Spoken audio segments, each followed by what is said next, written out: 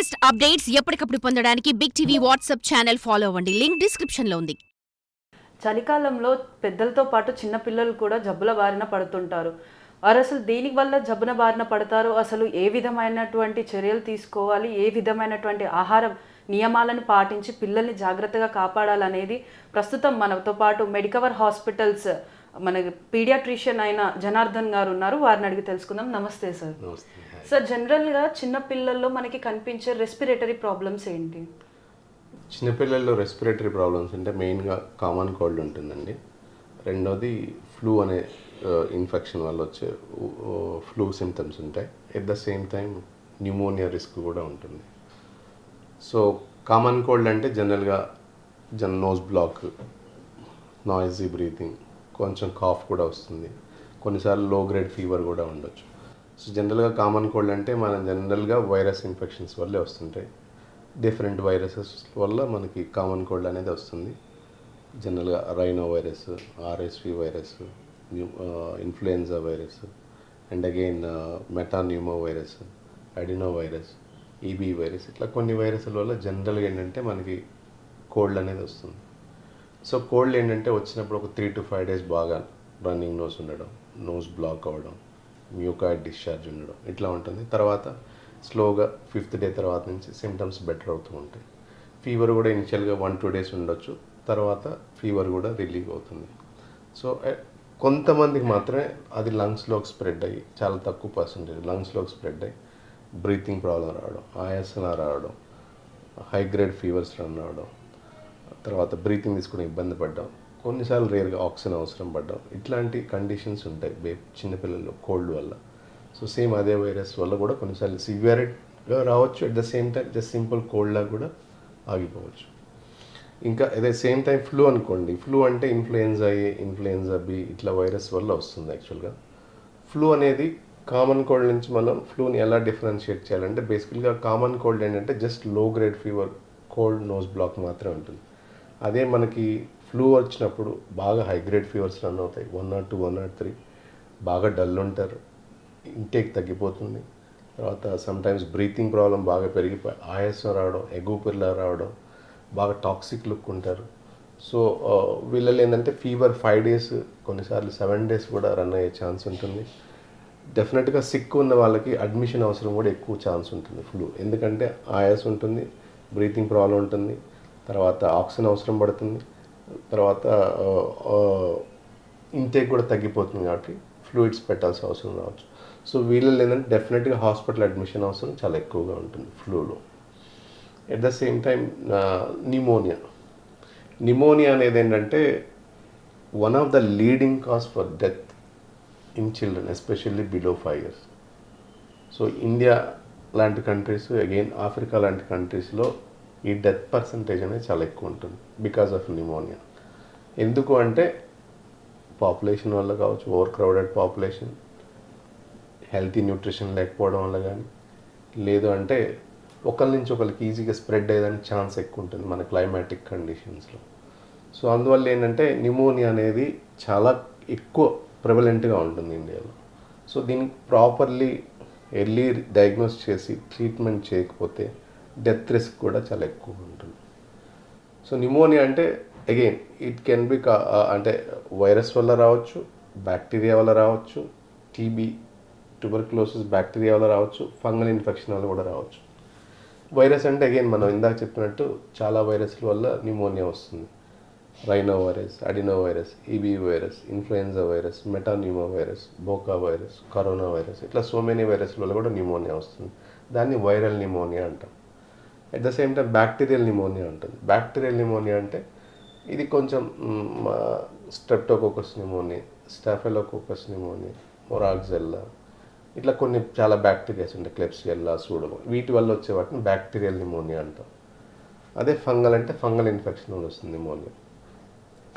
జనరల్గా నిమోనియా వచ్చిన వాళ్ళకి సిమ్టమ్స్ ఎలా ఉంటాయి అంటే బాగా హై గ్రేడ్ ఫీవర్ రన్ అవుతుంది, కాఫ్ ఎక్కువ ఉంటుంది, ఆయాసం వస్తుంది, బ్రీతింగ్ ప్రాబ్లం వస్తుంది, సో డల్ అయిపోతారు, ఫుడ్ ఇంటేక్ కూడా తగ్గిపోతుంది, సమ్టైమ్స్ వామిటింగ్, పొట్ట నొప్పి కూడా చెప్తారు చిన్నపిల్లలు ఎస్పెషల్లీ. సో ఇట్లా వచ్చినప్పుడు ఏంటంటే మనం బెటర్ ఆల్వేస్ డాక్టర్ని కన్సల్ట్ అవ్వడం బెటర్ ఒకటి. అదే వైరల్ బ్యాక్టీరియల్ నిమోనియాని ఎలా డిఫరెన్షియేట్ చేయాలంటే, జనరల్గా వైరల్ నిమోనియా ఏంటంటే ఫీవర్ ఉంటుంది, తర్వాత బ్రీతింగ్ ప్రాబ్లం రావచ్చు, కాఫ్ ఎక్కువ ఉంటుంది. కాఫ్ కోల్డ్ సిమ్టమ్స్ ఎక్కువ ఉంటాయి బ్రీతింగ్ ప్రాబ్లం కన్నా. కాఫ్ కోల్డ్ సిమ్టమ్స్ ఎక్కువ ఉంటాయి. ఫీవర్ కూడా లో గ్రేడ్ ఉంటుంది జనరల్గా, అంత టాక్సిక్గా ఉండరు. సో కొంతవరకు ఫుడ్ తీసుకోగలుగుతారు. సో వీళ్ళకి ఏంటంటే కొన్నిసార్లు ఆయాసం వస్తుంది, వీజింగ్ ప్రాబ్లం అంట, వీజ్ ఉండొచ్చు. తర్వాత వాళ్ళకి నెబులైజేషన్, తర్వాత సిమ్టమాటిక్ ట్రీట్మెంట్ అంటే కాఫ్ కోల్డ్ మెడిసిన్, తర్వాత ఫీవర్ మెడిసిన్ వాడితే కొంతవరకు రిలీఫ్ వస్తుంది. బట్ బ్యాక్టీరియల్ నిమోనియా అనేది చాలా ఫాస్ట్గా స్ప్రెడ్ అయ్యే ఛాన్స్, లంగ్స్లో లోబ్ ఇన్వాల్వ్ అయ్యే ఛాన్స్ ఉంటుంది. కొన్నిసార్లు రెండు వైపుల లంగ్స్ ఇన్వాల్వ్ అయ్యే ఛాన్స్ ఉంటుంది. సో వీళ్ళు ఏంటంటే బాగా టాక్సిక్గా ఉంటారు, ఫీవర్ ఎక్కువ హై గ్రేడ్ ఫీవర్ రన్ అవుతూ ఉంటుంది, డల్ అయిపోతారు, ఇంటేక్ తగ్గిపోతుంది. సో వీళ్ళు టైమ్లీ డాక్టర్ కన్సల్ట్ అయ్యి యాంటీబయాటిక్స్ స్టార్ట్ చేస్తే సిమ్టమ్ రిజల్యూషన్ అనేది ఫాస్ట్గా ఉంటుంది. లేదంటే అది ప్రోగ్రెస్ అవుతుంది. ప్రోగ్రెస్ అయినప్పుడు లంగ్స్లో వాటర్ చేరడం, లంగ్స్ చుట్టూ ఉండే కవర్లో పస్ చేరడం, లేకపోతే లంగ్స్లో చీము కట్టడం, దాన్ని లంగ్ యాబ్సెస్ అంటాం. అట్ ద సేమ్ టైం అది బాగా స్ప్రెడ్ అయితే అదర్ ఆర్గన్స్ మీద కూడా ఎఫెక్ట్ పడవచ్చు. సో అందువల్ల ఏంటంటే బ్యాక్టీరియల్ నిమోనియాని మనం టైంకి ఇంటర్వ్యూన్ అయ్యి యాంటీబయాటిక్స్ స్టార్ట్ చేయడం చాలా ఇంపార్టెంట్. సో అందుకని బ్యాక్టీరియల్ నిమోనియా అనే దానికి రిస్క్ ఎక్కువ ఉంటుంది, డెత్ రిస్క్ ఉంటుంది కాబట్టి సో మనం కేర్ఫుల్గా ఉండాలి. ఇదొకటి. రెండోది ఫంగల్ అంటే జనరల్గా చాలా తక్కువ మంది కిడ్స్లో చూస్తాం. అది కూడా ఎప్పుడంటే ఇమ్యూనో కాంప్రమైజ్డ్ అయ్యో, ప్రొలాంగ్డ్ హాస్పిటల్ అడ్మిషన్ ఉండో, వాళ్ళకి ఇదివరకు ఇంకా అండర్లైన్ వేరే ప్రాబ్లమ్స్ ఉండి దానివల్ల ఇమ్యూనిటీ లెవెల్స్ పడిపోయి ఇట్లా ఫంగల్ ఇన్ఫెక్షన్స్ వచ్చేదానికి ఛాన్స్ ఉంటుంది. అట్ ద సేమ్ టైం ఇంట్లో టీబీ వల్ల కూడా కొన్నిసార్లు వస్తుంది. టీబీ ఏంటంటే ఇంట్లో ఎవరికైనా ఉన్నప్పుడు, ఎక్స్పోజ్ అయినప్పుడు, లేదా పక్క కిడ్స్కి ఎక్కువ రోజులు అంటే ఎస్పెషల్లీ ఎక్కువ క్లోజ్ కాంటాక్ట్ ఉన్నప్పుడు టీబీ అనేది వచ్చేదానికి ఛాన్స్ ఉంటుంది. సో ఇది మెయిన్గా మీరు అన్నట్టు నిమోనియాకి, కోల్డ్కి, ఫ్లూకి డిఫరెన్స్ ఇది. సో అంటే ఇప్పుడు నిమోనియాని మనం అంటే లైక్ అది వచ్చినాక ఎన్ని డేస్కి మనకి ఇంట్లో చేసుకుంటే తగ్గిపోతుందా, లేకపోతే మనం హాస్పిటల్లో జాయిన్ చేయాలా? అది గుడ్ క్వశ్చన్. యాక్చువల్గా ఏంటంటే వైరల్ ఇన్ఫెక్షన్ అనేది జనరల్గా ఏంటంటే 5 days లోపల సిమ్టమ్స్ అనేవి బెటర్ అయిపోతాయి. అంటే ఫీవర్ తగ్గిపోతుంది, కాఫ్ కోల్డ్ బెటర్ అవుతుంది, ఆయాసం వచ్చినా కానీ 3rd day 4th day 5th day అట్లా వచ్చి జనరల్గా రికవర్ మ్యాక్సిమం 7 days లోపల రికవర్ అయిపోతారు. సో వైరల్ నిమోనియాలో మెయిన్గా మనకి ట్రీట్మెంట్ వచ్చేసి జస్ట్ సిమ్టమాటిక్ ట్రీట్మెంట్, కాఫ్కి, కోల్డ్కి, ఫీవర్కి నెబులైజేషన్ అవసరం అయితే నెబులైజర్ పెడతాం. సో ఇది మాత్రం జరుగుతుంది. అదే బ్యాక్టీరియల్ నిమోనియా అనుకోండి, బ్యాక్టీరియల్ నిమోనియా జనరల్గా ఎట్లుంటుందంటే మనం ట్రీట్మెంట్ ప్రాపర్ యాంటీబయాటిక్ వాడకపోతే అది ప్రోగ్రెస్ అవుతూనే ఉంటుంది, లంగ్ని డ్యామేజ్ చేస్తూనే ఉంటుంది. దానివల్ల ఆయాసం పెరిగిపోతుంది, ఆక్సిజన్ అవసరం పడుతుంది. ఈవెన్ ఆక్సిజన్కి తగ్గకపోతే వెంటిలేటర్ లేదంటే మెషిన్ సపోర్ట్ ఇట్లాంటి అవసరం కూడా పడుతుంది. సో దానికి ఏంటంటే బ్యాక్టీరియల్ నిమోనియా టైంకి ఇంటర్వెన్షన్ ఇంపార్టెంట్. యాంటీబయాటిక్ స్టార్ట్ చేసి జనరల్గా ఎర్లీగా ఉన్నప్పుడు, బ్రీతింగ్ ప్రాబ్లం లేనప్పుడు, ఓన్లీ ఫీవర్, కాఫ్ కోల్డ్ ఉండి లంగ్స్లో నిమోనియా మాత్రమే ఉంది అనుకున్నప్పుడు ఇంట్లో యాంటీబయాటిక్తో మేనేజ్ చేయొచ్చు. అట్లా కాకుండా ఫాస్ట్ బ్రీతింగ్ కూడా డెవలప్ అయింది, ఆక్సిజన్ అవసరం పడుతుందంటే మాత్రం డెఫినెట్గా హాస్పిటల్ అడ్మిషన్ ఉంటుంది, అవసరం పడుతుంది. డాక్టర్ అడ్వైజ్లో ట్రీట్మెంట్ తీసుకోవడం, హాస్పిటల్లో proper sister care, nursing care తీసుకున్న తర్వాత అబ్జర్వ్ చేసి సిమ్టమ్స్ బెటర్ అయిన తర్వాత జనరల్గా డిశ్చార్జ్ చేసుకోవడం బెస్ట్ ఆప్షన్.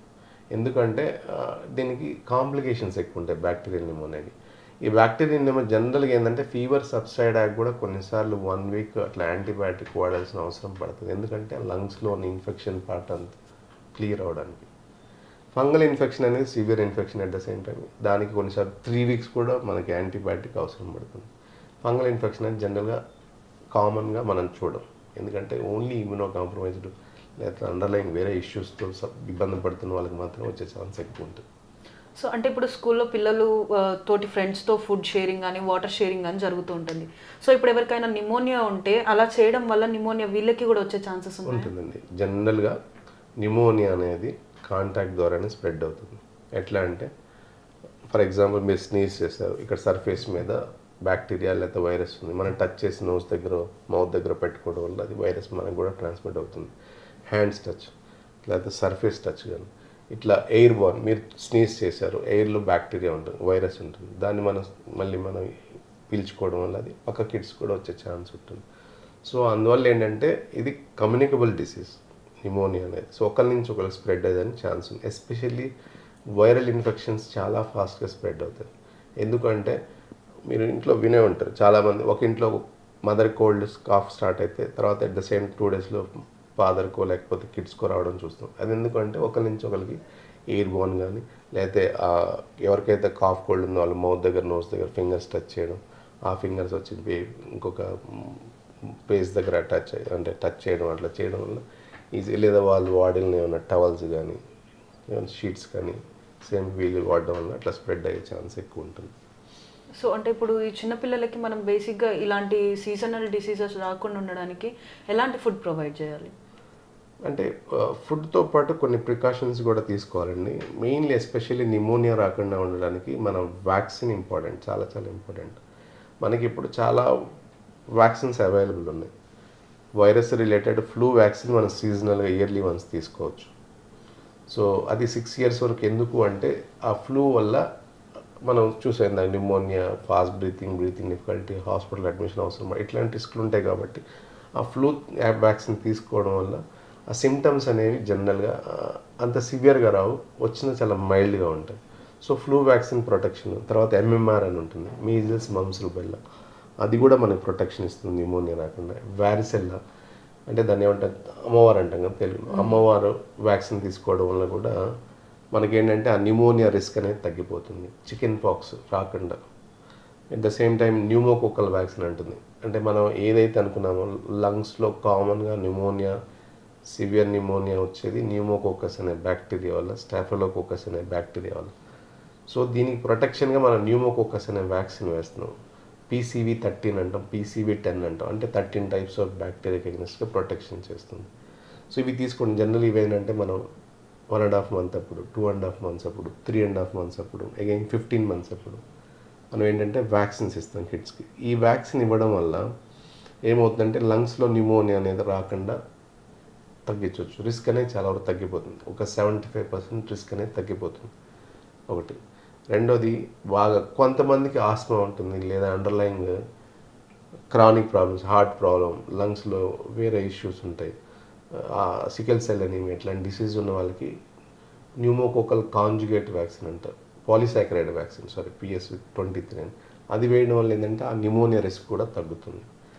ఇవి వ్యాక్సిన్స్ ఒక పార్ట్. రెండోది ఏంటంటే sanitation, like hand washing before eating, after eating, and toilet rest room use చేసిన తర్వాత హ్యాండ్స్ వాష్ చేసుకోవడం. తర్వాత స్నీజ్ చేసినప్పుడు ఇట్లా అడ్డు పెట్టుకొని స్నీజ్ చేసుకోవడం, లేదా ఏదన్నా మాస్క్ లాంటివి వాడడం, లేదంటే ఏదన్నా మీకై మీరు ఒక టిష్యూని కర్చీఫ్స్ లాంటివి వాడుకొని కొంతవరకు అవాయిడ్ చేయొచ్చు. రెండోది ఏంటంటే పొల్యూషన్కి ఎక్స్పోజ్ అవ్వకుండా చూసుకోవడం. అంటే డస్ట్ పొల్యూషన్ కావచ్చు, పక్కన సిగరెట్ స్మోకింగ్ వల్ల, ప్యాసివ్ స్మోకింగ్ కూడా sometimes can cause increase the infection risk అన్నట్టు. That same time adequate nutrition అంటే స్పెసిఫిక్గా ఈ న్యూట్రిషన్ అని కాదు, హెల్తీ డైట్ అంటే it's mixture of carbohydrate, protein, fat అన్నీ ఉండి బాబు వెయిట్ గెయిన్ అడిక్వేట్గా ఉండాలంటే ఇవన్నీ అవసరం పడుతుంది బాడీకి. సో ప్రాపర్ న్యూట్రిషన్ ఇవ్వాలి. ప్రాపర్ న్యూట్రిషన్ అంటే ఎనీ ఫుడ్ మనం తీసుకునే దాంట్లోనే బ్యాలెన్స్డ్గా తీసుకుంటే సరిపోతుంది. సో ఇప్పుడు పెద్దవాళ్ళలో లంగ్స్ ప్రాబ్లం, రెస్పిరేటరీ ప్రాబ్లమ్స్ ఉన్న వాళ్ళు నెప్లైజర్స్ ఇంకా ఇన్హేలర్స్ యూజ్ చేస్తూ ఉంటారు. అలాగే చిన్నపిల్లలకి కూడా అది యూజ్ చేయాల్సి వస్తుందా? అంటే నెబులైజర్ అనేది చిన్నపిల్లల్లో కూడా అవసరం పడుతుంది. ఎప్పుడు అంటే ఇన్ఫెక్షన్ వచ్చి లంగ్స్లో వీజింగ్ లాగా ఉన్నప్పుడు, లేదా బాగా సెక్రేషన్స్ ఉంటాయి, అంటే ఈ నోస్ బ్లాక్ అవడం, ఇక్కడ థ్రోట్లో సెక్రేషన్స్ బాగా ఉండి బ్రీతింగ్ డిఫికల్టీ ఉన్నప్పుడు సెలైన్ నెబులైజేషన్స్, ఈ బుడికాట్, లివోలిన్ నెబులైజేషన్స్ ఇట్లా వాడుతుంటాం. సో పెద్దవాళ్ళలాగే పిల్లల్లో కూడా నెబులైజర్ అనేది అవసరం పడుతుంది. ఇంకోటి ఆస్తమా అంటాం. పెద్దవాళ్ళలో ఆస్తమా ఎలాగ ఉంటుందో పిల్లల్లో కూడా ఆస్తమా ఉంటుంది. జనరల్గా 6 years దాటిన తర్వాత ఆ వీజింగ్ అనేది అలాగే ఉంటే, అంటే చల్లగాలి తగిలినప్పుడు, లేదా డస్ట్ ఎక్స్పోజ్ అయినప్పుడు, లేదంటే చిన్న వైరల్ ఇన్ఫెక్షన్ వచ్చిన ఆయాసం పెరిగిపోవడం, లేదా ఎక్సర్సైజ్ వల్ల ఆయాసం పెరిగిపోవడం, జనరల్ ఇవన్నీ ఆస్తమా సిమ్టమ్స్. ఆస్తమా ఉన్న వాళ్ళకి డెఫినెట్గా ఇన్హేలర్ కానీ నెబులైజర్ కానీ వాడుకోవాల్సింది. సో అంటే ఇంత చిన్న ఏజ్లో నెబులైజర్స్, ఇన్హేలర్స్ వాడడం వల్ల ఫ్యూచర్లో ఏమైనా సైడ్ ఎఫెక్ట్స్ వచ్చే అండి అలా ఏముండదు. నెబులైజర్ వాడడం వల్ల సైడ్ ఎఫెక్ట్స్ అంటూ ఏముండవు. నెబులైజర్ ఏంటంటే మనకి సింటమ్ రిలీఫ్ అవ్వడానికి వాడతాం. అది కూడా మనం ఇచ్చేది ఇన్హలేషన్ మెథడే, అదేం సిస్టమేటిక్గా స్టమక్లోకి తీసుకోవట్లేదు. సో నెబులైజర్ లేదా ఇన్హేలర్ వాడడం వల్ల చాలామంది అడుగుతుంటారు, ఇన్హేలర్ అడిక్షన్ ఏమో, అలవాటు పడిపోతారేమో, లేదంటే దానివల్ల సైడ్ ఎఫెక్ట్స్ ఉంటాయి. చాలామంది పేరెంట్స్ యాంగ్జైటీ వ్యక్తపరుస్తుంటారు, బట్ అది రాంగ్. ఎందుకు అంటే మనం ఇచ్చే ఇన్హేలర్ అనేది లంగ్స్లోకి వెళ్తుంది. లంగ్స్లోకి వెళ్ళి లంగ్స్ ఎయిర్వేస్ అనేవి ఓపెన్ అవ్వడానికి హెల్ప్ చేస్తాయి. దానివల్ల అది బ్లడ్లోకి అబ్జర్వ్ అయ్యి సిస్టమిక్ ఎఫెక్ట్స్ అంత ఉండవు ఒకటి. రెండోది, ఇన్హేలర్ అనేది అడిక్షన్ కాదు, అదేమి ఏదో డ్రగ్స్ లాగా తీసుకుంటేనే ఉండగలం అట్లాంటి ఇష్యూస్ ఏమి ఉండవు. సో అడిక్షను కాదు. రెండోది, కొంత స్టీరాయిడ్ అంటారా, మనం నోటి ద్వారా తీసుకున్నప్పుడు డెఫినెట్గా సైడ్ ఎఫెక్ట్స్ ఉంటాయి. గ్యాస్ట్రైటిస్, వెయిట్ గెయిన్, లేకపోతే బీపీ పెరగడం, ఇట్లాంటి చాలా ఇష్యూస్ ఉంటాయి. కానీ మనం ఇచ్చేది ఇక్కడ ఇన్హలేషన్. సో పఫ్ వాడడం వల్ల దానివల్ల సిస్టమిక్ ఎఫెక్ట్స్ అంత ఉండవు. అని మీరు అనుకున్నట్టు బీపీ కానీ, గ్యాస్ట్రైటిస్ కానీ, లేకపోతే వేరే అదర్ సిమ్టమ్స్ కానీ, ఇట్లాంటి ఇష్యూస్ అనేవి ఇన్హలేషన్ స్టిరాయిడ్స్ వల్ల జనరల్గా రావు. బట్ స్టిరాయిడ్స్ కూడా మనం ఎలా వాడతామంటే ఒక కోర్స్ లాగా వాడతాం, నాట్ అన్న రెగ్యులర్ ఎవ్రీడే వాడాల్సిన అవసరం లేదు. బాగా సిమ్టమ్స్ ఎక్కువ వస్తున్నాయి, ఫ్రీక్వెంట్ రిలాప్స్ అయితే మాత్రమే మనం స్టిరాయిడ్స్ అనేవి ఒక 2 months 1.5 months యూస్ చేయించి తర్వాత స్టాప్ చేస్తాం.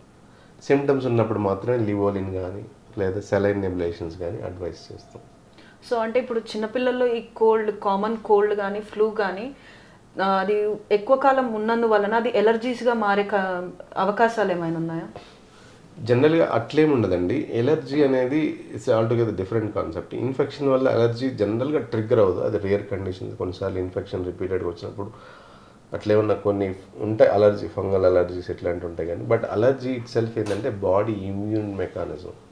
సో బాడీ అనేది ఎక్కువ రియాక్ట్ అవ్వడం వల్ల సింటమ్స్ అనేవి మనకు కనిపిస్తాయి. ఈ అలర్జీ అనేది ఫుడ్కి ఉండొచ్చు, డస్ట్కి ఉండొచ్చు, లేకపోతే ఎయిర్ పోలెన్స్కి ఉండొచ్చు. ఫుడ్లో డిఫరెంట్ ఫుడ్స్ అంటే strawberry, egg, peanut butter are some curd, milk, anything can cause allergy. Allergy అనేది ఇండివిజువల్. మీకు అలర్జీ సిమ్టమ్స్ ఉండి నాకు ఉండకపోవచ్చు, మీ బాడీ అలా రియాక్ట్ అవుతుంది. సో అలర్జీ ఉన్నప్పుడు డెఫినెట్గా నోస్ బ్లాక్, కోల్డ్ ఎక్కువ రావడం, మౌత్ బ్రీతింగ్ డిఫికల్టీ, లేదంటే సైనసైటిస్, లేదంటే అడినాయిడ్ హైపర్ట్రోఫీ, లేదా లంగ్స్లో వీజింగ్, ఆస్తమా లాంటి సిమ్టమ్స్ ట్రిగ్గర్ అయ్యే ఛాన్స్ ఉంటుంది. సో ఇప్పుడు మనకి అడల్ట్స్లో ఇప్పుడు కొత్తగా మనకి సైనస్ ప్రాబ్లం అనేది ఒకటి వస్తుంది. సో సేమ్ అదే ఇప్పుడు చిన్నపిల్లలు కోల్డ్కి ఎక్స్పోజ్ అయితే ఆ సైనస్ ప్రాబ్లం వచ్చే అవకాశం ఉందా? సైనస్ ప్రాబ్లం రావచ్చండి, రాకూడదని ఏం లేదు. జనరల్గా ఏంటంటే ఫస్ట్ 2-3 yearsలో జనరల్ రేర్గా చూస్తాం, ఎందుకంటే అన్ని సైనస్లు డెవలప్ అవ్వడానికి 5 to 6 years పడుతుంది మ్యాక్సిలరీ సైనస్. సైనస్ ప్రాబ్లం ఎప్పుడు వస్తుందంటే బాగా నోస్ బ్లాక్ ఎక్కువ రోజులు ఉండి, సో ఆ సైనస్కి వెంటిలేషన్ సరిగ్గా జరిగినప్పుడు, అంటే గాలి ఎక్స్చేంజ్ సరిగ్గా జరిగినప్పుడు, రిపీటెడ్ ఇన్ఫెక్షన్స్ రావడం వల్ల సైనస్ ఇన్ఫెక్షన్ వచ్చే ఛాన్స్ ఉంటుంది. సైనస్ ఇన్ఫెక్షన్ వచ్చినప్పుడు బాగా హెడేక్ కంప్లైంట్ చేయడం, ఫీవర్ రావడం, నోస్ బ్లాక్ అవ్వడం, అట్లాంటి సిమ్టమ్స్ ఉంటాయి. So proper course of antibiotic వాడి సిమ్టమ్స్ నుంచి రిలీఫ్ పొందొచ్చు. సో అంటే prevention is better than cure అని అంటారు కదా. సో నిమోనియా అసలు రాకుండా ఉండడానికి పేరెంట్స్ తీసుకునే జాగ్రత్తలు ఏంటి పిల్లల పట్ల? First of all vaccination is good thing for virus, bacterial. So vaccination మనం ఇందా డిస్కస్ చేసినట్టు రొటీన్గా flu vaccine, MMR vaccine, chicken pox vaccine, pneumococcal vaccine, these are all related to lung, cough, cold, pneumonia. So better to take vaccines, one thing. Adequate nutrition, proper sanitation, proper hand hygiene, and avoiding, ఎవరికైనా symptoms ఉంటే వాళ్ళని avoid చేసుకోవడం, కొంచెం symptoms relief అయ్యేంతవరకు. ఇవి చేయడం వల్ల కొంతవరకు మనకి డెఫినెట్గా న్యూమోనియా అనేది మనం లేదా కాఫ్, కోల్డ్ అనేది ప్రివెంట్ చేయొచ్చు. సో చూస్తున్నారు కదా, ఈ చిన్న చిన్న టిప్స్ని పాటించి పిల్లల్లో ఉండే నిమోనియాని మన హోమ్ అంటే ఇంట్లో ఉండే రెమెడీస్తో అయినా లేకపోతే హాస్పిటల్స్లో కరెక్ట్ టైంలో చేర్చి వాళ్ళని కాపాడే విధంగా ఉపయోగపడుతుందని చెప్పేసి డాక్టర్ గారు చెప్తున్నారు. కెమెరామెన్ వినోద్తో Shravani, big TV, Hyderabad. For more videos like this, subscribe Big TV channel.